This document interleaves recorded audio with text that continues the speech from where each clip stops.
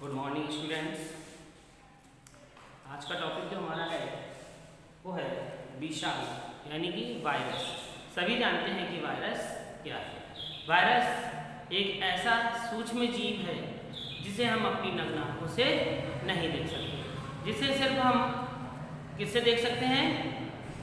सूक्ष्मदर्शी की सहायता से। तो विषाणु की खोज किसने की थी? लुईस पास्चर ने की थी और इसी ने इसे एक अज्ञात विषाणु भी कहा था। ये इतने अत्यंत सूक्ष्म होते हैं कि इन्हें नग्न आंखों से नहीं देखा जा सकता। ये शरीर में किसी भी प्रकार से प्रवेश करके शरीर को नुकसान पहुंचाते हैं और धीरे धीरे इससे मनुष्य ग्रसित हो जाता है और उसकी मृत्यु भी हो जाती है। इस समय भी हमारे देश में हम लोग एक वायरस से लड़ रहे हैं जिसका नाम है कोरोना वायरस। वो भी एक प्रकार का विषाणु है जो अत्यंत खतरनाक है, जो कि शरीर में पहुंचने के बाद हमारी श्वसन क्रिया को रोक देता है, जिससे श्वसन क्रिया में परेशानी होती है, जुकाम आता है, बुखार आता है और धीरे धीरे उसकी मृत्यु हो जाती है। ये इतना खतरनाक है कि ये छूने से भी फैल जाता है। बहुत से बीमारियां ऐसी होती हैं जो छूने से नहीं फैलती हैं, लेकिन ये वायरस एक ऐसा वायरस है जिससे छूने से ही यदि कोई व्यक्ति इस कोरोना वायरस से संक्रमित है तो वह दूसरे व्यक्ति को छूता है तो वह भी संक्रमित हो जाता है। इसमें मनुष्य की इम्यूनिटी पर निर्भर करता है कि वह उसके लिए कितना समय दे सकता है। वृद्ध और बच्चों के लिए यह बहुत खतरनाक है, तो हमें भी इससे बच के रहना है। हमारी आज की जो गवर्नमेंट है वो भी इसका हल ढूंढने में लगी हुई है।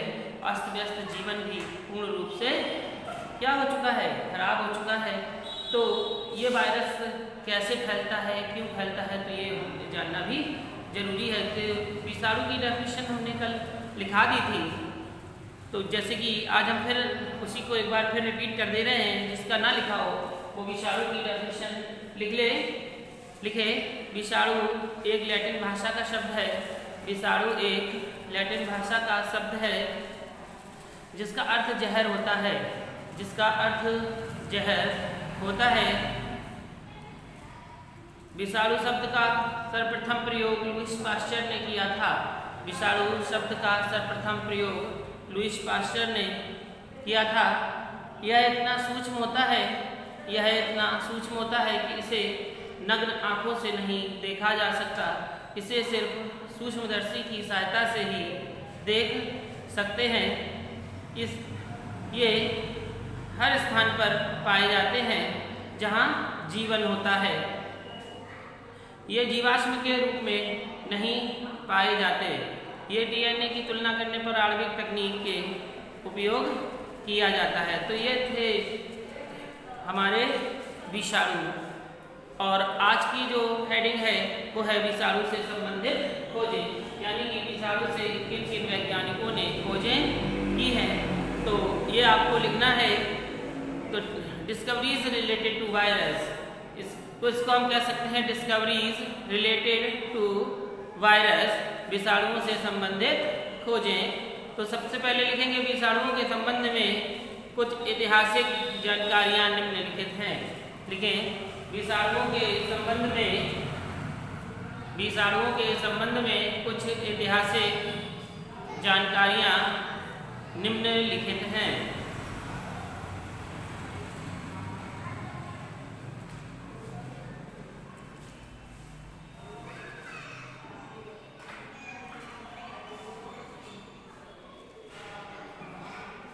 जानकारियां निम्नलिखित हैं। नंबर 1,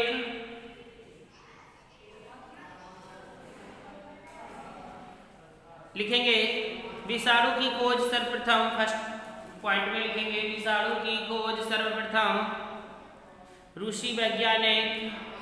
विषाणु की खोज सर्वप्रथम रूसी वैज्ञानिक इवानोवस्की। विषाणु की खोज सर्वप्रथम रूसी वैज्ञानिक इवानोवस्की ने 1892 में इवानोवस्की ने 92 में तंबाकू की पत्तियों में चितेरी रोग के अध्ययन में की थी। यानी कि कभी कभी प्रश्न ये पूछा जाता है कि चितेरी रोग किसमें होता है, तो चितेरी रोग तंबाकू की पत्तियों में होता है। तो उसी इवानोव्स्की ने देखा कि चितेरी रोग जो फैल जाता है, ये रोग किसके द्वारा फैलता है और कैसे फैलता है। तो उसने ये पता लगाया कि एक प्रकार का ये वायरस है जो चितेरी रोग फैलाता है, किस पर, तंबाकू की पत्तियों पर। तो सेकंड नंबर लिखेंगे, हॉलैंड के वैज्ञानिक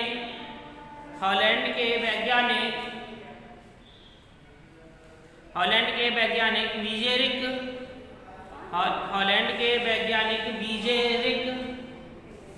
इस तरीके से लिखेंगे वीजेरिक,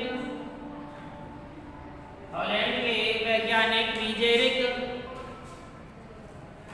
ने 1898 में चितेरी रोग की पुष्टि की थी। यानी कि जब इवानोव्स्की ने इसे बताया तो उन्होंने देखा कि जो इवानोव्स्की ने बताया वह सही है या गलत है। जैसे आपको कोई चीज़ बता दी जाए तो आप उसे करके देखेंगे कि जो सर ने बताया क्या वह सही है। कोई प्रैक्टिकल आपको बताया जाए तो आप करके देखेंगे हाँ वो सही है या गलत है। तो इवानोव्स्की ने ये बताया था कि चितेरी रोग में क्या फैल जाता है, वायरस रोग। तो उसने ये सिद्ध किया, किसने, वीजेरिक ने। तो उसकी पुष्टि कर दी कि हाँ ये सही है। नंबर 3 लिखेंगे, जीवाणु रहित चितेरी रोग उत्पन्न करने वाले, जीवाणु रहित यानी कि जिसमें जीवाणु बैक्टीरिया ना हो, जीवाणु रहित चितेरी रोग उत्पन्न करने वाले,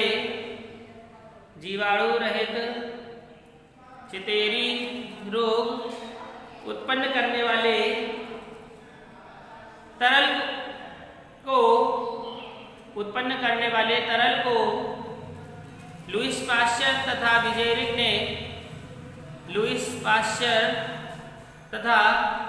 विजेरिक ने जीवित तरल संक्रामक कहा।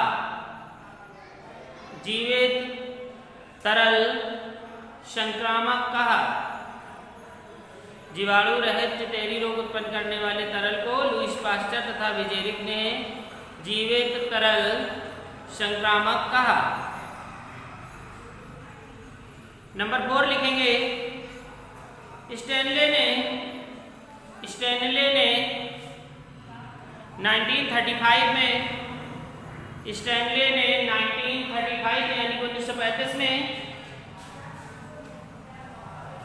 स्टैनले ने 1935 में तंबाकू चितेरी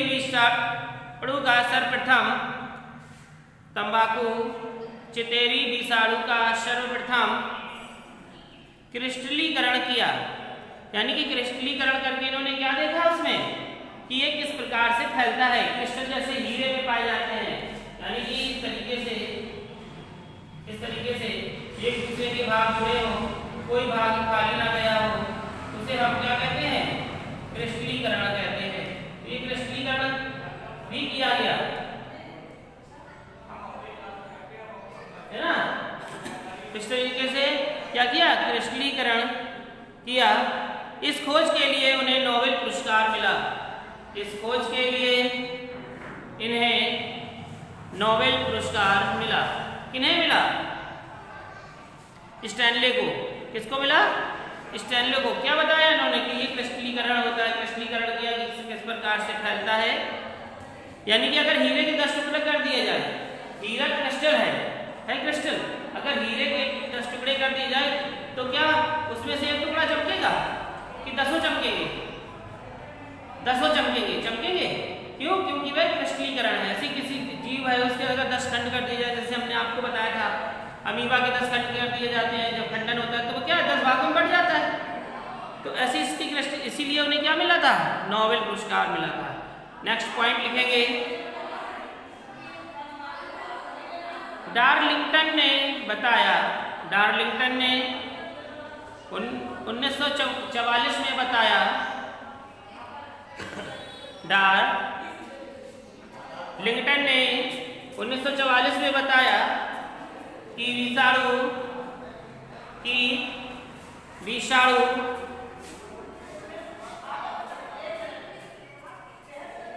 न्यूक्लियोप्रोटीन के बने होते हैं। बताया कि विषाणु न्यूक्लियोप्रोटीन के बने होते हैं। किसके बने होते हैं? न्यूक्लियोप्रोटीन के। नेक्स्ट पॉइंट लिखेंगे, 1952 में हर्शे व चेज ने सिद्ध किया, 1952 में हर्शे व चेज ने सिद्ध किया कि डीएनए जीवाणुभोजी का अनुवांशिकीय पदार्थ है। जीवाणुभोजी का अनुवांशिकीय पदार्थ है। तो इस तरह से कई वैज्ञानिकों ने अपने अपने मत दिए। तो एक और लास्ट पे लिखेंगे, लैंडस्टीनर तथा पोपर ने लैंडस्टीनर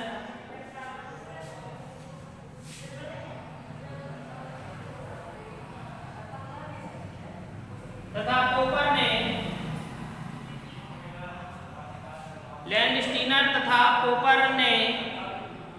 1909 में, यानी कि 1909 में, 1909 में मनुष्य का पोलियो रोग बताया। किससे बताया? कि अभी किससे फैलता है?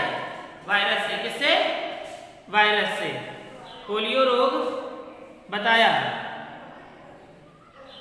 तो ये क्या थे? आपके विषाणु थे। अगली हेडिंग डालेंगे, विषाणु के सामान्य लक्षण। हेडिंग डालेंगे, विषाणु के सामान्य लक्षण।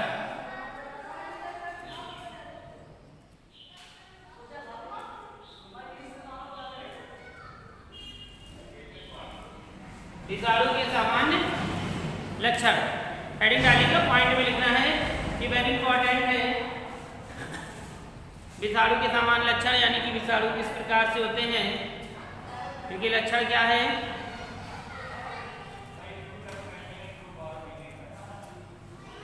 लिखिए नंबर 1 पॉइंट, विषाणु अति सूक्ष्म कणिका में संरचनाएं होती हैं। विषाणु अति सूक्ष्म कणिका में संरचनाएं होती हैं। विषाणु अति सूक्ष्म कणिका में संरचनाएं होती हैं। इनका आकार 10 से 300 nm के बराबर होता है। 10 से 300 nm के बराबर होता है।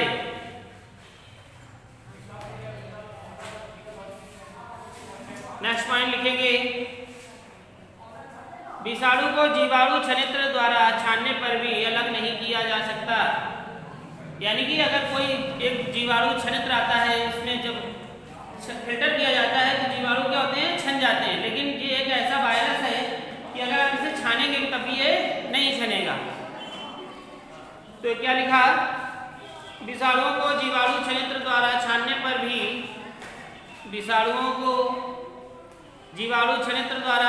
पर भी अलग नहीं किया जा सकता। अगला पॉइंट लिखेंगे,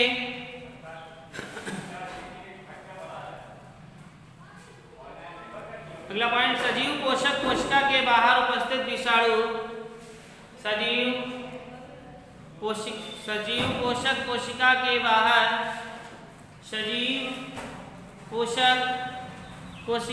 बाहर उपस्थित विषाणु निर्जीव कणों के रूप में होते हैं।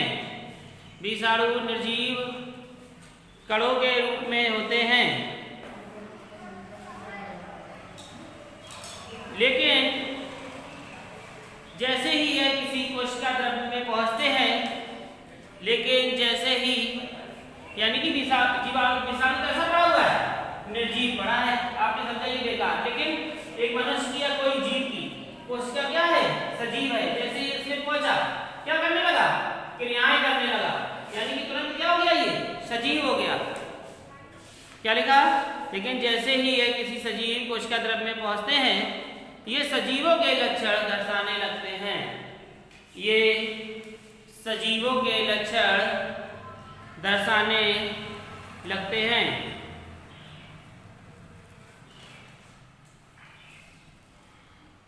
अगला पॉइंट लिखेंगे,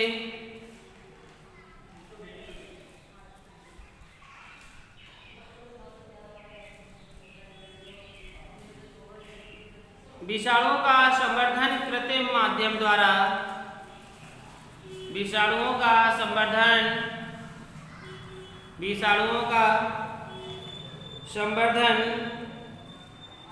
कृत्रिम माध्यम में नहीं किया जा सकता। विषाणुओं का संवर्धन कृत्रिम माध्यम में नहीं किया जा सकता।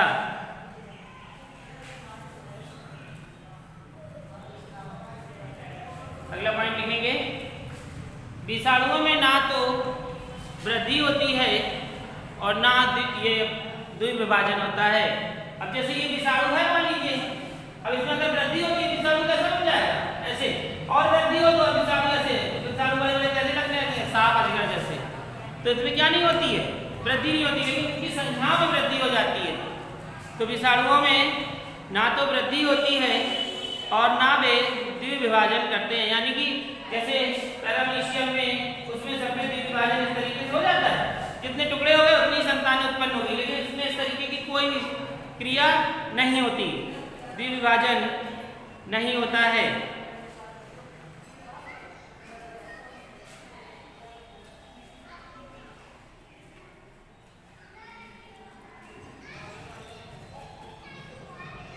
अगला पॉइंट लिखेंगे,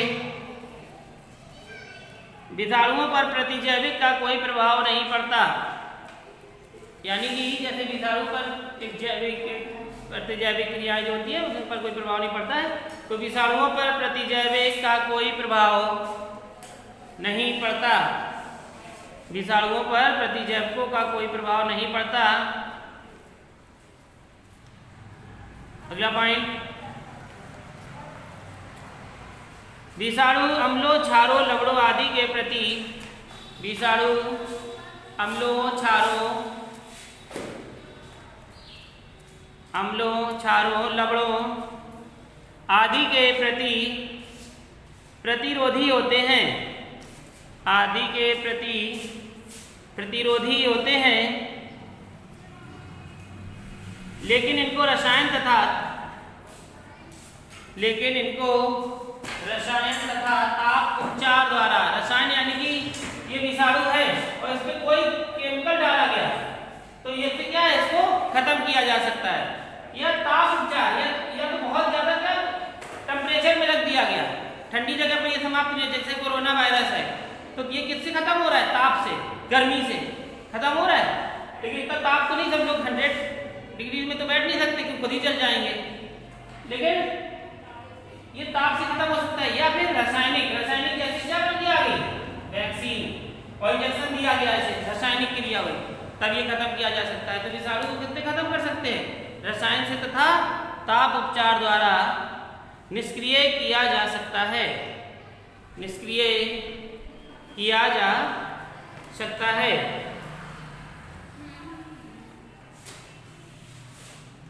तो ये थे आपके विषाणुओं के लक्षण। ये सब समझ में आ गए कि विषाणु क्या है और किस प्रकार की क्रिया उत्पन्न करता है तथा हमारे लिए किस प्रकार से हानिकारक है और हमें इससे किस प्रकार से सुरक्षित रहना चाहिए। नहीं तो ये क्या कर सकता है, धीरे धीरे शरीर में ग्रसित करके लोगों को रोगग्रस्त कर देता है और फिर रोगी की मृत्यु हो जाती है। तो आज तक के लिए इतना, इसके बाद कल हम आपको अगली हेडिंग इसकी पढ़ाएंगे।